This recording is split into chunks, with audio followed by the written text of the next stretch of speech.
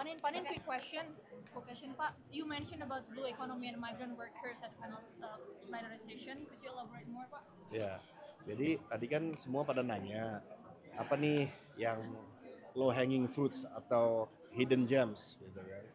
Nah, saya ngelihat semuanya bagus apa yang diupayakan dari pemerintah, seperti contohnya apa MBG, makanan bergizi gratis, lalu juga PKG, pemeriksaan kesehatan gratis, lalu juga apa ini rumah terjangkau. Nah, tapi ada dua yang saya rasa juga tambahan ya, itu pengiriman tenaga kerja migran itu potensial, dan kita tidak bicara hanya ke 80% yang sekarang pergi adalah apa pekerja domestik ya.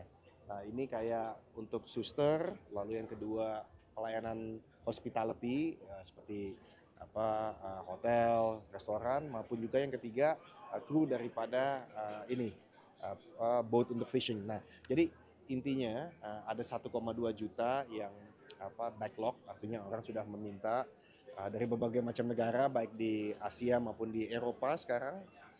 Nah, jadi saya rasa itu sangat menarik untuk disikapi, dan Kadin sedang membuat suatu rencana. Ya.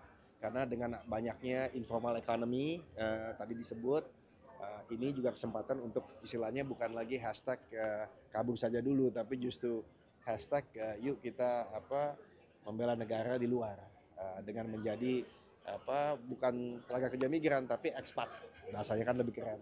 Ya. Nah, tadi yang kedua yang blue economy ya, saya ngelihat memang ini kementerian yang patut didukung dan memang sudah bagus, di mana programnya itu satu tentunya konservasi daripada apa ini apa karang dan laut, itu jumlahnya bisa 5 kali lebih besar daripada yang di darat untuk CO2 emissionnya, dan apa kalau dihitung jumlah karbon yang bisa di save itu bisa sampai 300-an triliun rupiah pada saatnya. Dan yang kedua tentunya kalau kita lihat dari sisi apa udang, tuna, cumi, lobster sampai ke rumput laut, ini hal yang kita bisa menjadi juara dunia lah, dan pasarnya sangat besar, dan kita bisa memberdayakan banyak sekali tentunya nelayan-nelayan atau petani di laut dan juga apa UMKM. Pak, tentang renewable energy juga, Pak.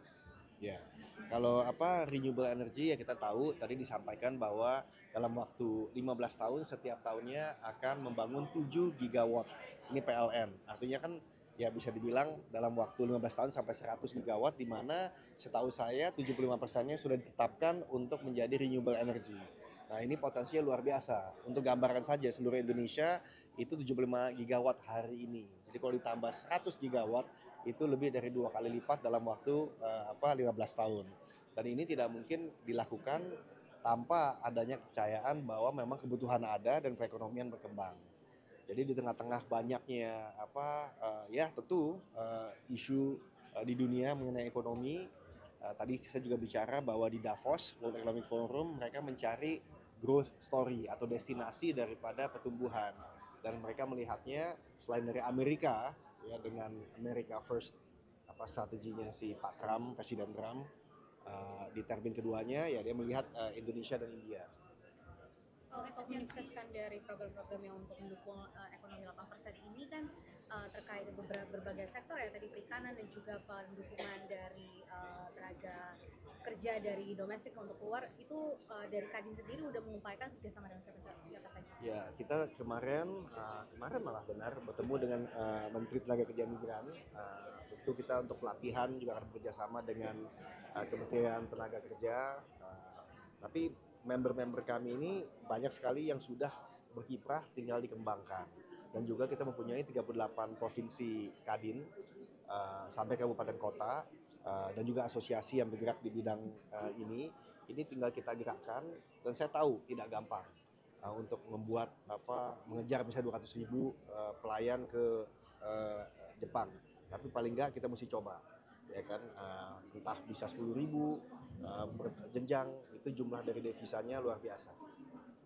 Soal efisiensi anggaran, apakah akan berdampak terhadap industri manufaktur ekonomi kita? Kadin sendiri melihatnya seperti apa? Di dalam jangka pendek tentu apapun yang spendingnya kurang akan berdampak. Tapi di era efisiensi ini kan datang juga dengan teknologi.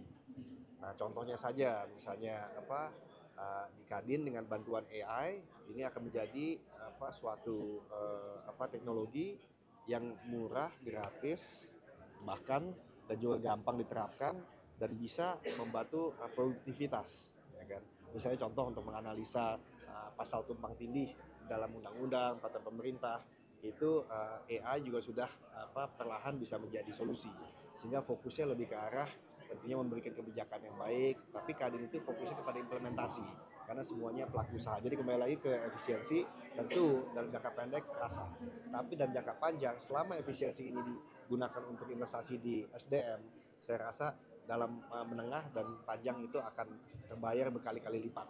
Tapi kan industri dan manfaat dari efisiensi untuk industri udah dihitung belum, Pak?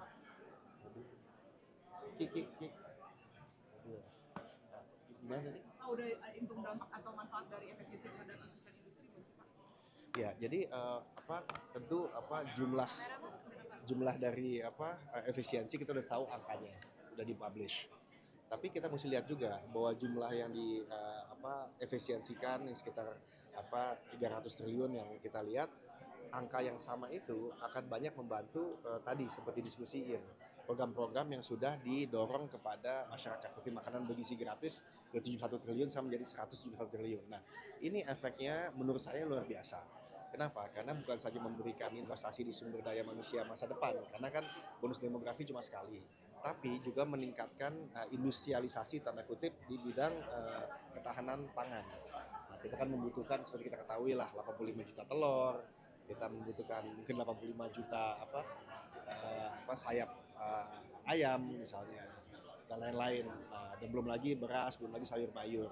Jadi menurut saya efisiensi ini tentu akan terasa, tapi selama digunakan untuk sesuatu yang bermanfaat dan bisa meningkatkan multiplikasi ekonomi, ya itu adalah bold move yang saya rasa tepat diambil.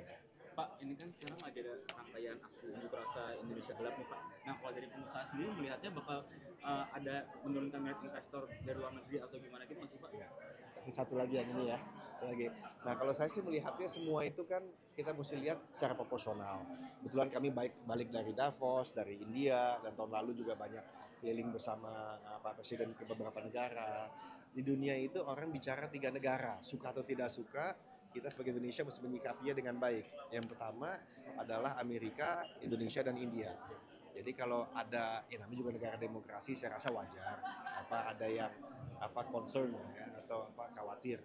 Tapi menurut saya tetap Indonesia itu destinasi untuk investasi yang sangat menarik. Gampang lihatnya. Banyak sekali orang yang membuka jalur perdagangan dengan Indonesia. Beberapa hari yang lalu kan ada Turki, yang saya yakin bukan tidak mungkin bisa dilanjuti dengan free trade agreement. Lalu kemarin kami menerima delegasi dari Prancis yang tentunya berantisipasi dengan adanya kerjasama dengan European Union. Nah, ini memang kesannya ini adalah diskusi kelas policy maker, tapi akan berdampak langsung kalau pasar kita lebih luas, dan syukur-syukur juga investasi bisa mulai makin banyak lagi. Berarti iklim usaha tidak akan terpengaruh ya, Pak? Saya rasa ini iklim usaha Indonesia itu adalah negara yang resilient dan terbukti bukan hanya sekarang, tapi di 2008 contohnya, 2020 di masa Covid, dan juga 1998. Kita nggak mengatakan dunia itu serba mudah, tidak. Kita mesti kreatif, kita mesti berani, tapi secara umum dunia usaha ya selalu mencari jalan mensikapinya. Oke.